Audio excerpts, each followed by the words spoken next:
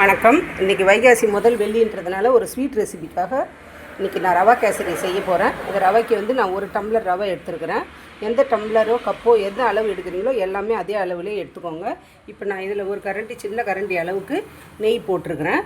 நெய்யில் வந்து நம்ம முந்திரி, பாதாம், திராட்சை இதெல்லாம் நம்ம வறுத்து எடுத்துக்கலாம். முந்திரி, பாதாம், பிஸ்தா எது இருக்கோ அதை சேர்த்துக்கோங்க. முந்திரி, திராட்சை வந்து நல்லா பலூன் மாரி உப்பி வர்ற வரைக்கும் நம்ம வறுத்து இதை தனியாக எடுத்துக்கலாம். நல்லா பலூன் மாதிரி உப்பி வருது பாருங்கள். இப்போ இதை நம்ம எடுத்துக்கலாம். ஸ்டவ்வை சிறுவை வச்சுட்டு இதை நம்ம அப்படியே எடுத்து ஒரு பிளேட்டில் மாற்றிக்கலாம். இப்போ அதே நெய்யில் நான் வந்து இது மாதிரி சின்ன கிளாஸால் ரவை எடுத்துக்கிட்டேன்.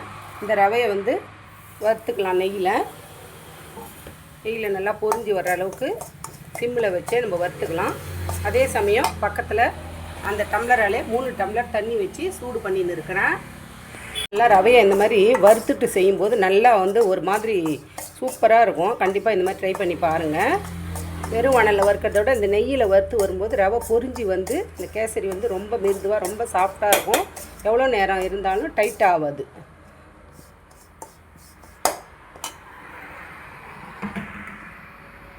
இப்போ இதில் நம்ம சுட வச்ச தண்ணியை நான் எடுத்து இதில் சேர்த்துடுறேன்.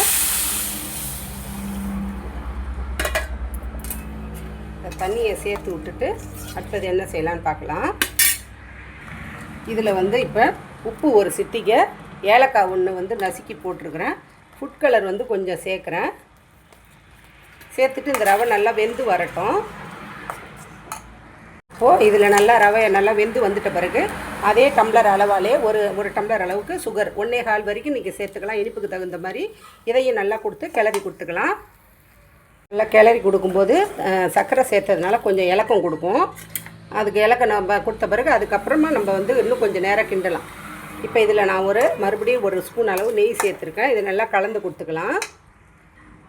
பாருங்கள், இப்போ இதில் வந்து 1 ஸ்பூன் அளவுக்கு நான் ஆயில், வாசனை ஃப்ளேவர் இல்லாமல் ஆயில் எண்ணெய் தான் சேர்த்துக்கலாம். நெய்யிலே செஞ்சால் நல்லா தான் இருக்கும். அதனால் கொஞ்சம் எண்ணெய் சேர்த்துக்கிட்டேன் நான்.